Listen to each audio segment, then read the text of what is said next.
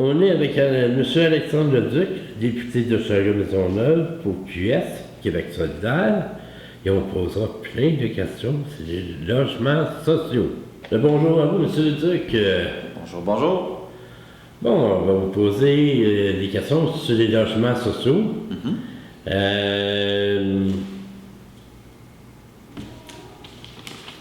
J'ai vu qu'il y a des terrains vagues, comme le terrain d'Antique. Il y a le terrain où il y a l'église Saint-Clément qui sont supposés de détruire, je ne sais pas quoi faire exactement. L'entrepôt-pit, bon, le pot gym qui n'est pas encore défait, mais qui est supposé d'être des condos. Vous, dans ça, ou plutôt Québec solidaire dans ça, sont-ils prêts quand même à être du côté du comité vert, du côté, je ne sais pas tous les noms, la DDS, l'OPDS et compagnie, là, pour quand même avoir ce terrain-là pour des logements sociaux? Ben oui, nous on veut depuis le début qu'il y ait plus de logements sociaux dans Hochelaga. Il y a plein de barrières à ça. Le manque de financement du gouvernement du Québec, le manque de financement du gouvernement canadien et l'absence de terrain, ou du moins la rareté des terrains pour construire du nouveau logement. Dans Châteauguay-Maisonneuve, c'est occupé au mètre carré, hein, c'est un vieux quartier, pas comme une banlieue en développement par exemple. Alors les rares terrains libres, il faut vraiment qu'on s'assure qu'il le plus possible soit utilisé pour le logement social. Le gros problème, il est double, c'est que ça coûte cher un terrain. La ville a de la misère à dégager des sommes pour faire des réserves foncières, c'est-à-dire acheter des terrains puis les garder en propriété pour que plus tard on puisse construire du logement social. Et souvent, les terrains qui sont disponibles sont contaminés. Ça également, ça coûte beaucoup d'argent décontaminer un terrain. Fait que si on superpose les frais de décontamination, les frais de réserve foncière, puis les frais pour construire la bâtisse là, de logement social, on se magasine une facture assez salée. Mais en même temps, c'est ça qu'il faut faire, c'est ça qui devrait être fait dans le quartier. Et nous, notre bataille à Québec solidaire, le plus possible, évidemment, c'est de soutenir la municipalité pour faire ces avancées-là, soutenir les mouvements sociaux, mais surtout aller faire la bataille à Québec pour qu'il y ait une meilleure, une plus grosse, une plus généreuse enveloppe d'accès logis, entre autres, pour construire du nouveau logement social. Surtout que moi, je regarde comme le terrain d'Antique, ça fait longtemps que le comité vert se bataille quand même pour être capable de l'avoir en tant que terrain pour des logements sociaux. Puis comme moi, je ne me connais pas à 100% dans tous les détails, mais je ne sais pas c'est quoi ça l'attend. Mais disons, on fait un terrain par année. On en aurait un terrain par année. Un terrain comment? Un terrain par année. Par année? Oui. Si ça coûte cher, ben t'en fais un par année. Puis à un moment donné, on arrive à avoir. Quand je m'appelle d'un député, je m'appelle de son prénom, Richard, du côté municipal, qui a changé de projet Montréal pour aller avec M. Coderre dans le temps. Richard Bergeron? Oui, Richard Bergeron m'avait dit, c'est que le fédéral va gruger dans le provincial va gruger dans le municipal. Il y a quelque part, ça se trouve qu'il n'y a pas d'argent nulle part. Ben là, écoutez, je ne sais pas à quel point tout le monde touche dans tout le monde. Ce qui est certain, c'est qu'il n'y en a pas assez d'argent. Puis qu'il n'y a pas une volonté politique du gouvernement caquiste, c'est certain, c'est notre vis-à-vis, de faire du logement social la clé de sortie de la crise immobilière. Même qu'ils ne le reconnaissent même pas, le terme crise immobilière, crise de l'habitation, le gouvernement se refuse de l'utiliser. Crise du logement, là, ils ne veulent rien savoir. Ils mettent des grenailles en matière de logements sociaux. Ils espèrent que le marché s'autorégule pour le neuf ou les propriétaires. Puis c'est ça, c'est l'espèce de croyance que j'ose appeler un peu naïve, que le marché va s'autoréguler puis tout va bien aller. Puis en même temps, en parallèle de ça, on vit une crise de la question de l'itinérance en plus. Moi, je trouve ça complètement irresponsable de la part du gouvernement là, de ne pas mettre davantage d'argent dans le logement social. Bon, il y a la lutte pour la préservation de la friche Ida Steinberg. Oui. C'est bien dans Pardon? C'est bien dans Châteauguay-Maisonneuve. C'est-à-dire que c'est les voisins d'Hochelaga-Maisonneuve, mais si on regarde strictement d'un point de vue de découpage de carte électorale, on est rendu dans Bourget. Oh, c'est ça. En dehors. Ben, c'est ça, sur papier, là. Mais les voisins qui habitent à côté, c'est du monde d'Hochelaga. Enfin, on peut dire que c'est dans Hochelaga-Maisonneuve. Ok, on va. Comment je peux dire? Il y a une petite frontière, là, c'est pas écrit sur le sol, il n'y a pas de pierre pour faire des démarquages, mais c'est techniquement parlant. Mais pour Québec solidaire, Ouais. je sais pas qui est de l'autre secteur.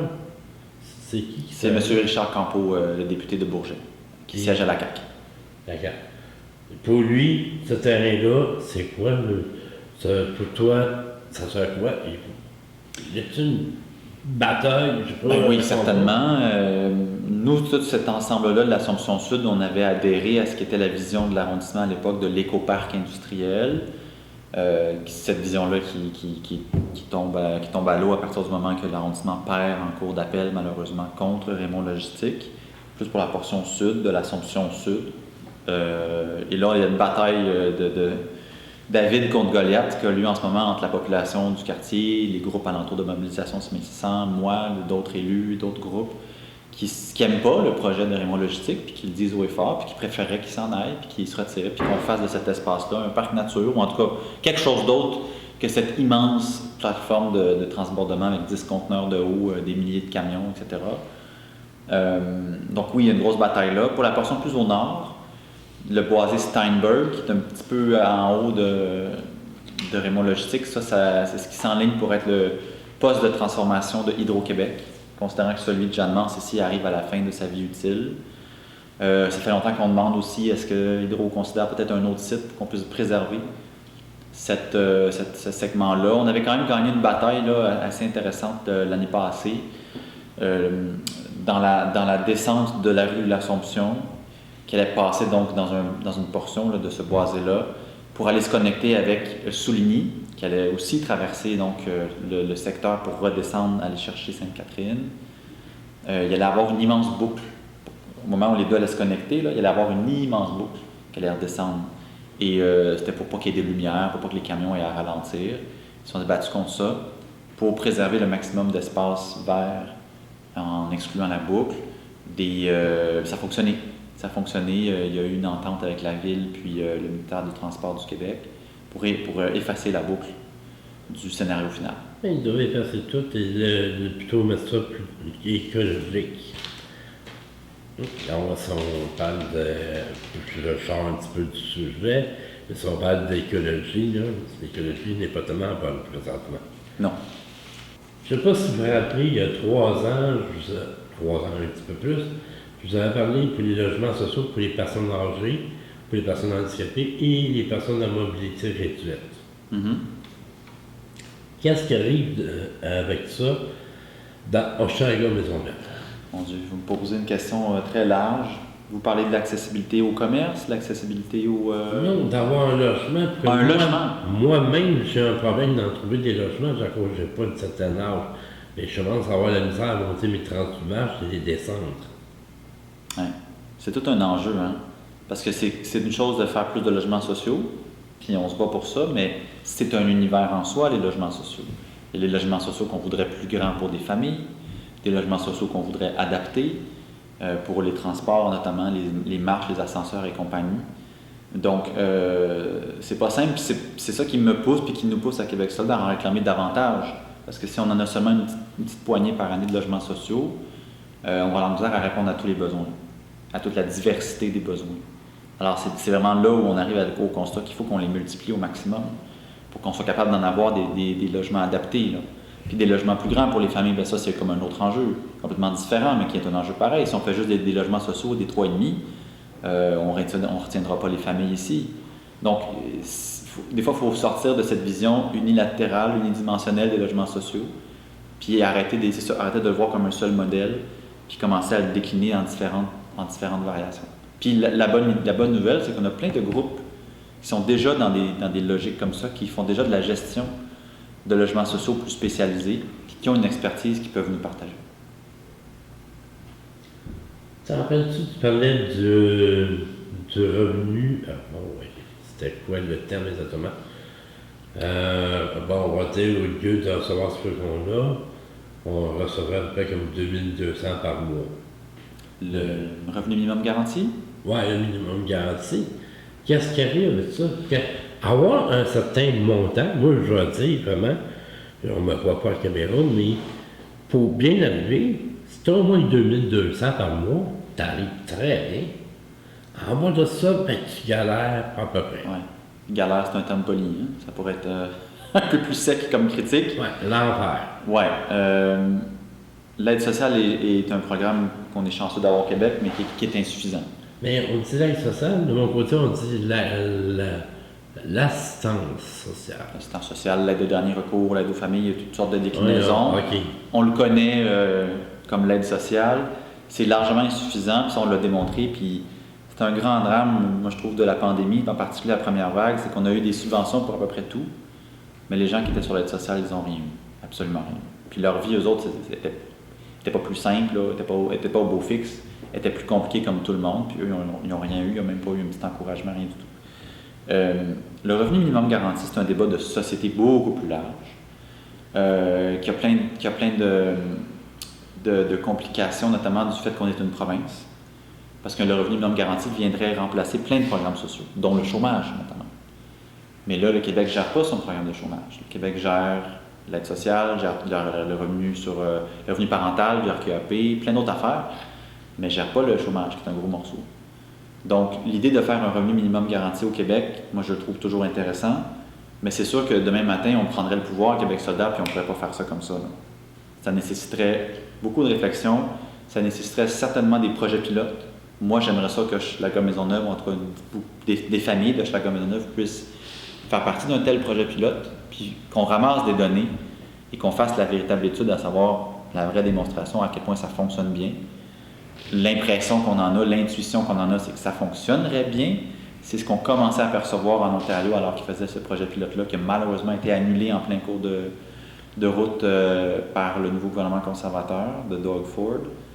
Mais moi, je pense que c'est ça qu'il faut faire au Québec. Il faut faire des projets pilotes également dans différentes régions, pas juste à Montréal, évidemment. Puis étudier ça, puis bouger en conséquence. Comment on fait pour trouver un logement? En ce moment, Ouais. on se lève de bonne heure le matin. On se lève de bonne heure le matin, on va voir des groupes logements, on regarde les annonces sur Internet, on évite sur le téléphone, on évite... Quand le logement est à 2200, c'est cher. j'ai vu ça dans les nouvelles, quand même, un député pour Montréal qui loue son logement à, 2002, à peu près 2200 dans Verdun, dans le vieux Verdun. Je trouve ça illogique. Bon, je ne sais pas si tu as un commentaire à faire pour ça, mais moi, j'ai trouvé ça illogique. Mais c'est toute la crise du logement qu'on laisse aller du côté de la CAQ. On ne veut pas intervenir, on ne va pas faire un registre des loyers, on ne veut pas intervenir dans la logique du premier achat. On laisse tout ça aller, puis on espère que tout ça va se calmer, puis que ça va être le libre marché. C'est vraiment un laisser-faire que j'appelle idéologique de la part de la CAQ, alors qu'il y aurait plein de solutions qu'on pourrait mettre en pratique qui refusent d'aller de l'avant. Honnêtement, pour résoudre la crise du logement, il va falloir soit un miracle, soit un changement de gouvernement. J'ai remarqué à côté du Tim Hortons qu'ils ont détruit le restaurant et supposément ça va être des condos. Je ne sais pas si on peut appeler ça gentrification, spéculation, mais condos à côté du Square et à côté du Tim Hortons. Je ne sais pas, tu penses quoi de ça? Si je me rappelle bien, il y avait une petite mobilisation à laquelle on avait participé. Puis encore une fois, si ma mémoire est bonne, on avait réussi à conserver que le rez-de-chaussée allait être commercial. Puis que ça allait demeurer, même si je ne me trompe pas, je ne sais pas trop si ça a réussi à fonctionner après, mais que ça allait demeurer la Taqueria, le fameux restaurant de cuisine mexicaine bien apprécié. Oui, et tout est détruit. Oh oui, là, il est détruit, on s'entend, mais je pense que l'objectif, c'est qu'il revienne. Encore une fois, ça commence à faire un petit moment, c'était avant la pandémie. Alors, je ne sais pas si tout a fonctionné, mais mon souvenir, c'est ça. Après ça, qu'en effet, à l'étage, ça devienne du locatif, ça, c'était presque inévitable, mais que ça devienne du condo. C'est mal fait, hein, parce que la façon dont ça fonctionne, c'est que c'est la propriété. Il y a un terrain à vendre, puis il y a un promoteur qui l'achète. C'est le grand drame aussi des réserves foncières. Souvent, Ça coûte très cher, d'une part, fait que la ville n'est pas toujours facile de dégager un budget rapidement, mais qu'à la seconde qui est mis sur le marché, il se fait acheter tout de suite par un promoteur.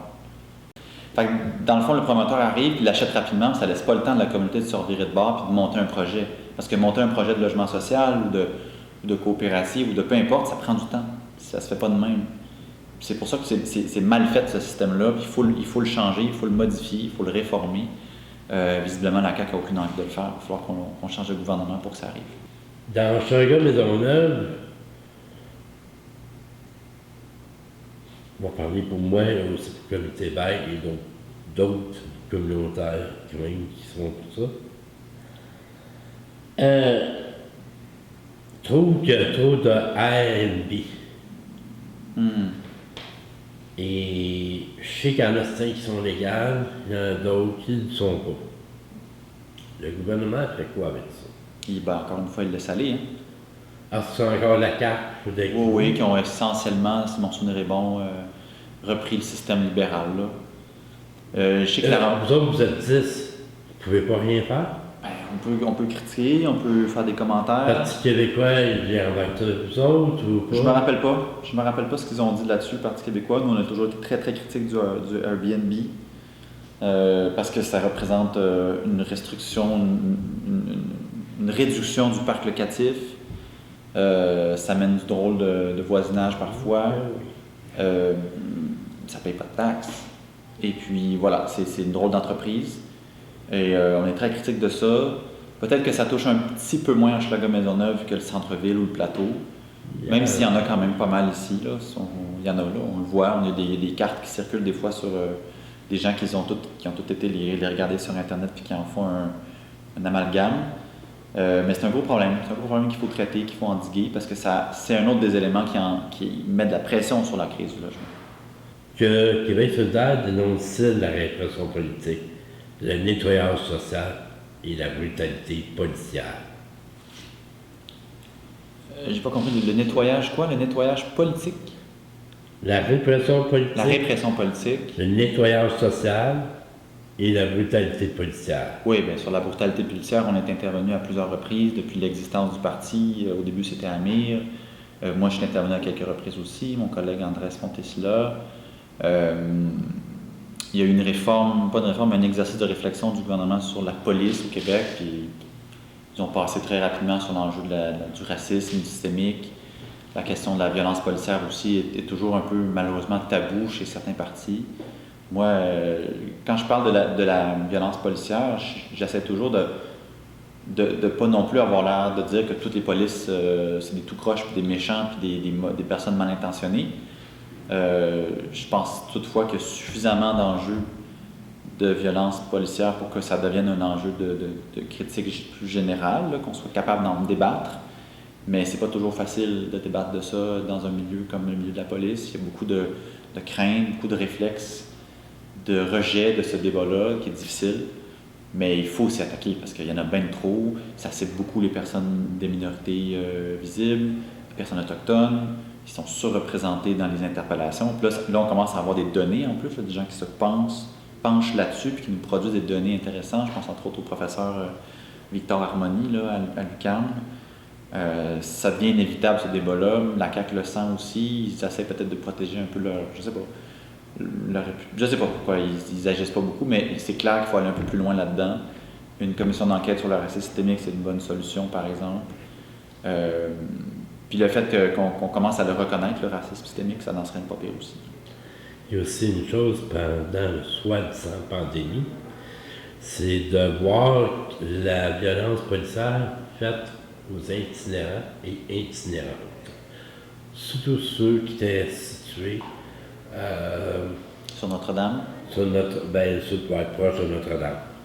C'est particulièrement triste cette histoire-là parce que moi j'ai suivi ça là, de manière très très proche du début à la fin et je sais qu'il y a plusieurs policiers du poste de quartier ici de Hochelaga qui allaient faire un tour régulièrement, qui avaient une excellente relation avec la grosse majorité des campeurs, que les campeurs des fois les aidaient même les policiers à dire il y a lui qui vient d'arriver puis qui veut faire le trouble. Les policiers les aidaient à vraiment regarder l'harmonie dans le campement, on s'entend avec le monde qui rentre, qui sort, ça pouvait virer tout croche rapidement.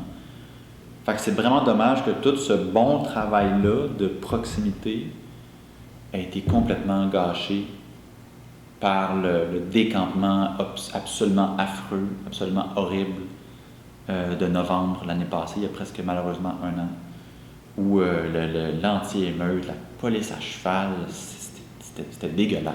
C'était complètement dégueulasse. Tu étais là?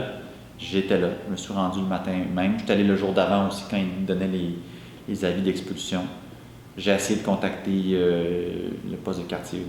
C'était l'opération. Là, puis là, le jour de l'opération, là, il y avait des ornières, là, puis il n'y avait rien d'autre qui fonctionnait. Ils n'ont pas voulu faire rentrer les employés des groupes communautaires auxquels ils avaient promis qu'ils pouvaient rentrer sur le site. C'était dégueulasse, complètement dégueulasse.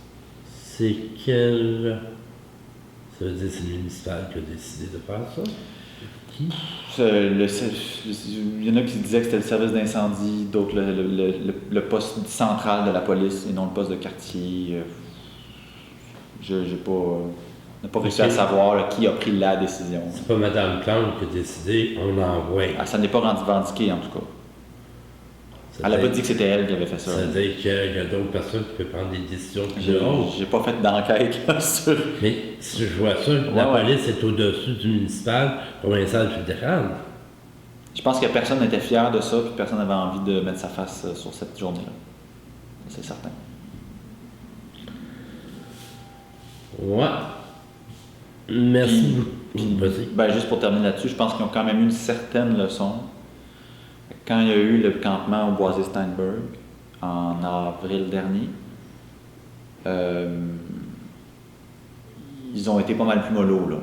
C'était pas plus agréable, là. Ils ont procédé à des expulsions de gens qui étaient sur ce boisé-là depuis des années, là, sous des prétextes un peu fallacieux, à mon avis. Mais il n'y avait pas de police montée, puis il n'y avait pas de... Ils prennent ça où, les réflexions comme ça, ces policiers-là, de toi? Eux, ils reçoivent des mandats, souvent justement des services d'incendie, de dire ce site-là n'est pas sécuritaire, vous devez intervenir. 4-5 ans plus tard. Ouais. Alors que le site du Bois-de-Steinberg est littéralement à l'autre bord de la rue d'un poste de pompiers. Là. Tout le monde le sait qu'il y a du monde qui sont au Bois-de-Steinberg depuis des années. Là. Pas de surprise là. Mais en tant que député, tu peux pas rien faire. Ben, c'est-à-dire, moi, je suis allé sur le site, j'allais soutenir un peu les gens qui étaient là en résistance. J'ai fait une proposition politique, j'ai demandé à ce qu'on réfléchisse à trouver une zone de tolérance alentour des campements temporaires.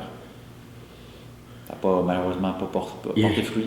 Je peux revenir un petit peu en arrière. La préservation de la friche Lida Steinberg qu'on parle, s'il y a quelque chose qui se passe, tu viendrais-tu quand même supporter les manifestants, les manifestantes? Ah ben je le fais déjà. On a organisé à 2 reprises des plantations d'arbres sur le site. Ah. La première fois, c'était mon bureau qui l'avait organisé. La deuxième fois, c'est le groupe Mobilisation 6600. Puis on est allé planter des arbres. C'était vraiment une belle journée. C'était en octobre l'année passée. C'était merveilleux. Le monde était souriant. On avait du plaisir. Puis on reprenait un peu possession de ce site-là. Il y a eu des activités cet été. Un 5 à 7 qui ne peut pas être là. Je pense que j'étais à Québec pendant une commission. Mais ouais, moi je suis très proche de ce groupe-là là, qui essaie le plus possible d'occuper le terrain. Je veux revenir un petit peu en arrière. Pour le projet, es-tu prêt aussi à embarquer? Il y a quelque chose le 30 octobre. Moi, je suis déjà en discussion avec le comité bail, je suis déjà en discussion avec les propriétaires du site maintenant, le projet Canoë. Oui, c'est sûr. Projet Canoë, dont là j'ai un blanc sur les propriétaires des promoteurs, là, Rachel Julien, la firme Rachel Julien. Ils veulent faire une portion de logements sociaux, mais c'est pas énorme. Ils veulent faire 10 étages, les voisins sont pas très contents. Il y a des bons côtés, par exemple. Il y aurait une épicerie. C'est un désert alimentaire, là, cette section-là. Mais avec une épicerie, ça réglerait ça. On pousse bien fort pour qu'il y ait une clinique médicale aussi. Ça aiderait à régler l'enjeu des médecins dans Hochelaga. Il y aurait peut-être une garderie. Bref, il y aurait peut-être des éléments intéressants de service pour le quartier. Mais encore une fois, toujours des condos, bien sûr. Mais ça, on s'en sort pas. Hein. Tant qu'il n'y aura pas plus d'argent dans l'enveloppe québécoise...